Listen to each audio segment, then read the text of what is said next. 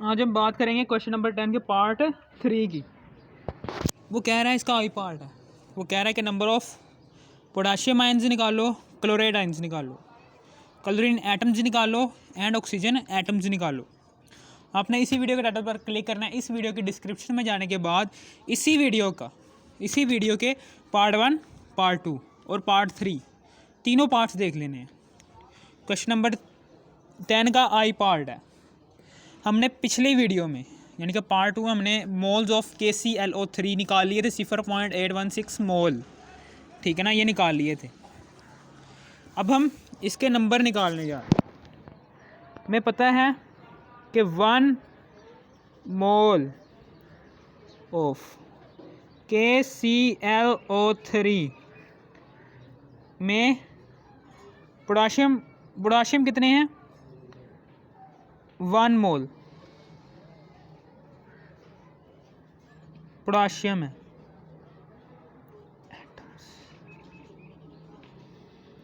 लेकिन यहाँ पर हमें मोल्स जो उनसे हमने निकाले हैं वो ये हैं। 0.816 में देखना चाहते हैं 0.816। हमें पता है कि अगर आपके जहन में दर्जन का नाम आता है, यानी कि आप जब भी दर्जन सुनते हैं आपके जहन में फ़ौरन से आ जाता है जी 12 चीज़ों वाला, यानी कि जौन सी भी चीज़ 12 पर मुश्तमिल होगी उस चीज़ को कहेंगे दर्जन। अब जब आपके जहन में मोल आ जाए, जब भी यहाँ पर मोल लिखा हुआ आ जाए ना, तो मोल का मतलब एक ही होता है, Avogadro's number of particles.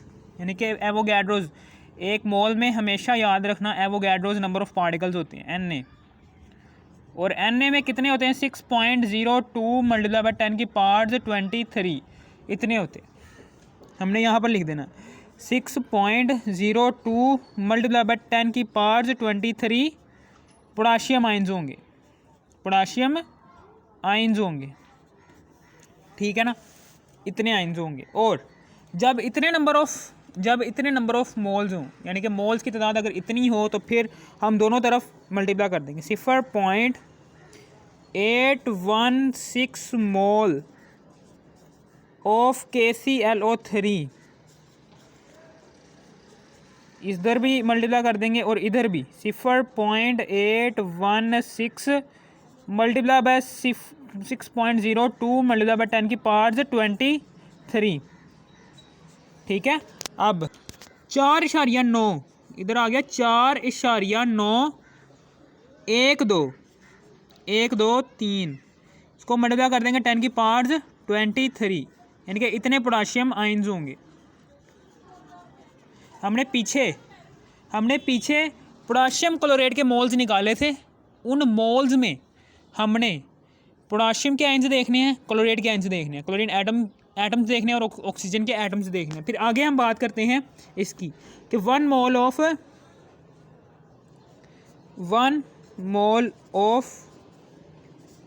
Potassium chloride जो सा होता है वो उसमें कितने 1 मोल होते हैं? 1 मोल ऑफ किसके? 1 मोल ऑफ क्लोराइड के आयन्स होते हैं। ये क्लोराइड के आयन्स कितने हैं? क्लोराइड के आयन्स 1 मोल होते हैं, ठीक है ना। तो अब हमें पता है कि 1 मोल में एवोगैड्रोस नंबर ऑफ पार्टिकल्स होते हैं, यानी कि 6.02 मल्टीप्लाई बाय 10 की पावर्स 23 क्लोराइड के आयन्स होंगे, ठीक है ना।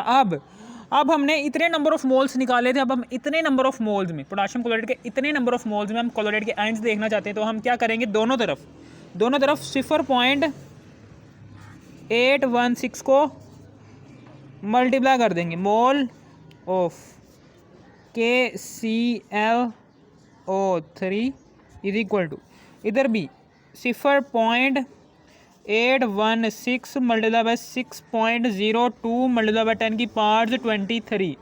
तो अब क्या होगा?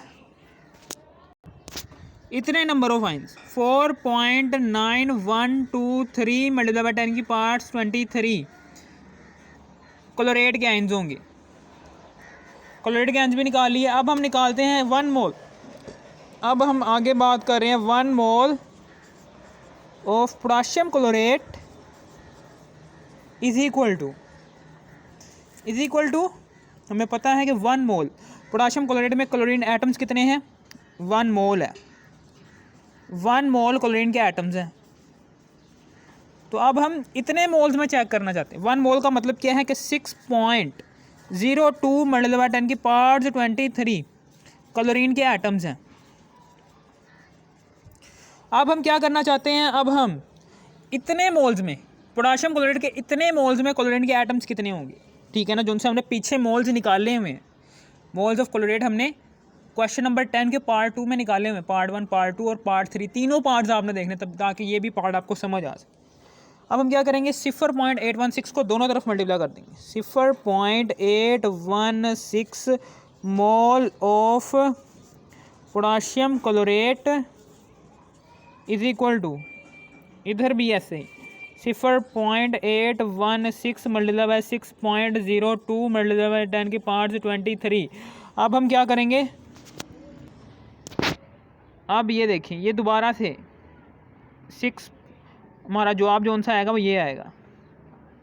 कौन सा जवाब आएगा हमारा, 4.9123 मल्टीप्लाई बाय 10 की पावर्स 23 क्लोरीन के एटम्स निकल आए। अब हम आगे देखना चाहते हैं जी, किसके एटम्स है, ऑक्सीजन के एटम्स के 1 मोल ऑफ पोटाशियम क्लोराइड जो सा होता है उसमें 1 मोल, उसमें 1 मोल नहीं है, उसमें 3 मोल है, यानी कि 3 ऑक्सीजन के एटम्स है ना। तो यहाँ पर लिख देंगे 3 मोल ऑफ ऑक्सीजन एटम। अब हम क्या करेंगे, अब हम यहाँ पर मल्टीप्लाई कर देंगे इसको एवोगैड्रोस नंबर से। हमें पता है कि 3 मोल हैं, तो 3 मोल ऑक्सीजन एटम्स के हैं, तो हम 3 को मल्टीप्लाई कर देंगे 6.02 मल्टीप्लाई बाय 10 की पावर्स 23, ठीक है ना। अब जो सा जवाब आएगा ना वो ये आएगा 18.06 मल्टीप्लाई बाय 10 की पावर्स 23, ये आ गया, ठीक है ना, ये आ गया। अब हम इतने नंबर ऑफ, इतने मोल्स में पोटाशियम क्लोराइड के इतने मोल्स में कितने ऑक्सीजन के एटम्स होंगे वो देखना चाहते हैं। तो हम दोनों तरफ 0.816 मोल ऑफ पोटाशियम क्लोराइड को दोनों तरफ मल्टीप्लाई कर देंगे। 0.816 को मल्टीप्लाई कर देंगे 18.06 के साथ, मल्टीप्लाई बाय 10 की पावर्स 23, ठीक है ना। अब जो सा जवाब आएगा ना, अब ये देखिए इतने हैं जी ऑक्सीजन एटम्स, ये हैं ऑक्सीजन एटम्स, लेकिन हमने इतने नंबर ऑफ 3 मोल में ऑक्सीजन के पोटाशियम क्लोराइड के 1 मोल में जो उनसे ऑक्सीजन एटम्स आ रहे हैं वो ये आ रहे हैं, इतने आ रहे हैं। पोटाशियम क्लोराइड के 1 मोल में 3 मोल ऑक्सीजन एटम्स हैं, यानी कि 3 एटम्स हैं ना ऑक्सीजन के, 3 एटम्स हैं ऑक्सीजन के, ठीक है ना। तो 3 को हम मल्टीप्लाई कर देंगे 1 मोल से, यानी कि 3 मोल, ठीक है ना। 3 को मल्टीप्लाई कर दिया 6.02 मल्टीप्लाई 10 की पावर्स 23 से, इन दोनों को मल्टीप्लाई करने के बाद 18.06 मल्टीप्लाई 10 की पावर्स 23 आ गए। इतने ऑक्सीजन एटम्स एग्जिस्ट करते हैं पोटाशियम क्लोराइड के 1 मोल में, इतने ऑक्सीजन एटम्स एग्जिस्ट करते हैं। लेकिन अगर इतने मोल हो पोटाशियम क्लोराइड के तो फिर कितने ऑक्सीजन एटम्स एग्जिस्ट करेंगे। तो फिर अब हम इसको इसके साथ मल्टीप्लाई करते हैं, यहाँ पर आंसर आ जाएगा हमारे पास 14.7369। 7369 को मल्टीप्लाई कर देंगे 10 की पावर्स 23, इतने ऑक्सीजन एटम्स एग्जिस्ट कर रहे हैं, इतने ऑक्सीजन एटम्स एग्जिस्ट कर रहे हैं, ठीक है ना। इतने ऑक्सीजन एटम्स एग्जिस्ट कर रहे हैं, इतने, हमने सब कुछ निकाल लिया, कुछ भी नहीं रहा। 1 मोल ऑफ पोटाशियम क्लोराइड में इतने पोटाशियम आयंस एग्जिस्ट कर रहे हैं, ठीक है ना। ये जो सा सवाल के अंदर था कि कितने नंबर एग्जिस्ट कर रहे हैं, number of potassium ions, chloride ions, chlorine atoms and oxygen atoms. हमेशा याद रखना, हमेशा याद रखना, हमेशा याद रखना, हमेशा याद रखना। हमने फार्मूले में, ठीक है ना, मैं फिर से आपको समझा देता हूँ कि मोल, मैंने अब पीछे फ्लो डायग्राम बनाई भी है कि मोल है, मोल को जब हम मल्टीप्लाई करते हैं Na से तो हमारे पास आते हैं एवोगैड्रोस नंबर, यानी कि number of particles, number of particles, ख्वाह वो कोई से भी हों, आयंस हों, एटम्स हों, मॉलिक्यूल्स हों, या फिर फॉर्मूला यूनिट्स हों।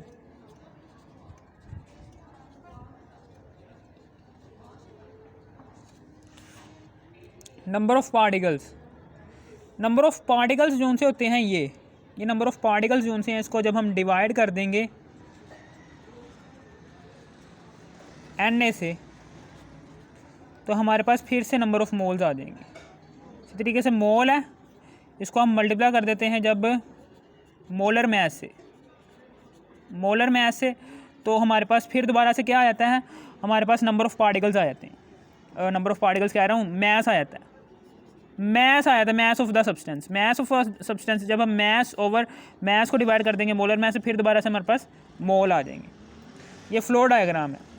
यहाँ पर हमने नंबर ऑफ़ पार्टिकल्स निकाले। नंबर ऑफ़ पार्टिकल्स चाहे वो आयंस हों, ये आयंस थे, चाहे वो एटम्स हों, हमने ये वाला फार्मूला इस्तेमाल किया, मोल का mass over molar mass multiply by Na। ठीक है ना, समझ आ गई? Mass over molar mass multiply by Na। अब ये सोचोगे कि ये एक मोल कहाँ से आया, ये एक मोल पोटाशियम का कैसे आया, निकाल के दिखा देता हूँ। ये देखें, पोटाशियम क्लोरेट है, पोटाशियम का एक मोल कहाँ से आया है, हमें पता है कि मोल का फार्मूला क्या होता है, N = mass over molar mass. ठीक है ना, तो मैस, ठीक है ना, पहले हम मैस निकाल लेते हैं, फिर मोलर मैस निकालेंगे। ठीक है ना, मैस कैसे निकालेंगे, हमें पता है कि हमने मैस निकालना है पोटाशियम का मैस निकालना है, तो N = mass over molar mass. तो मैस निकालने के लिए हम क्या करेंगे, N को मल्टीप्लाई कर देंगे मोलर मैस से। तो एक मोल में, पोटाशियम के एक मोल में इसका मोलर मैस कितना होता है, 39। तो मैस आ गया इसका 39 ग्राम, 39 ग्राम आ गया मैस, यानी कि पोटाशियम के एक मोल में इतना मैस होता है 39 ग्राम।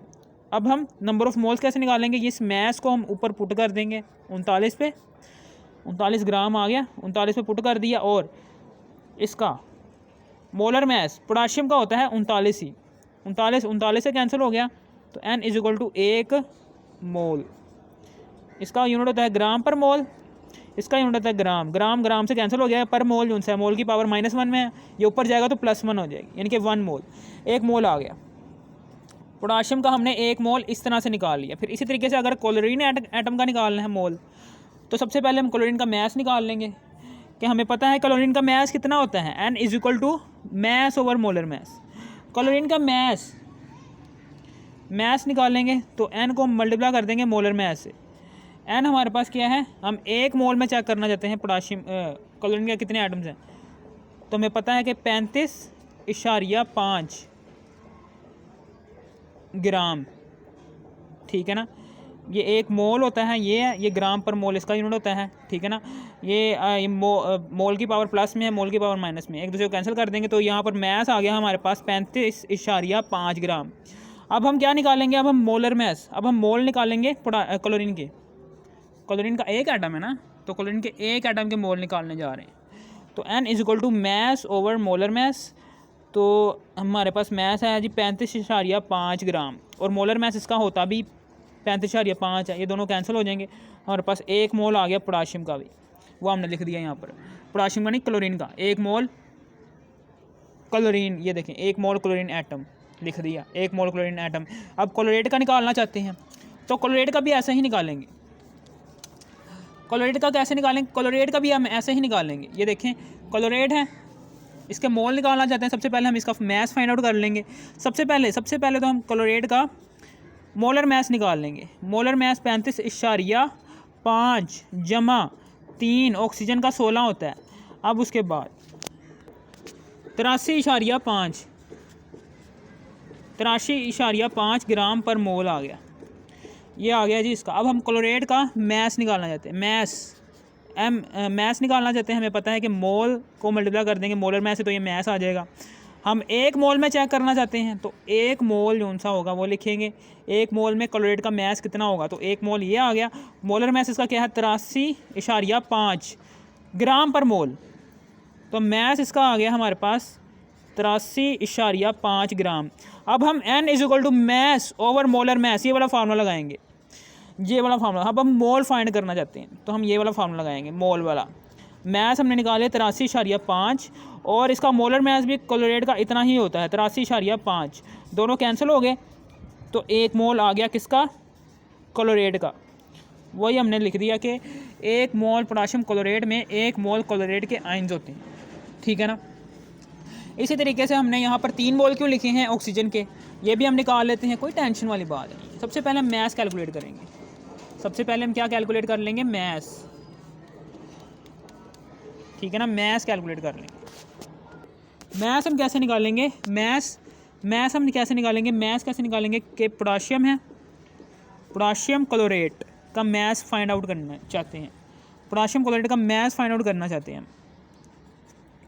इसका मैस कैसे निकालेंगे, इसमें ऑक्सीजन एटम्स 3 है, ठीक है ना। हमें पता है कि N = mass over molar mass. Mass find out करना चाहते हैं तो N × मोल, ठीक है ना, समझ आ गई।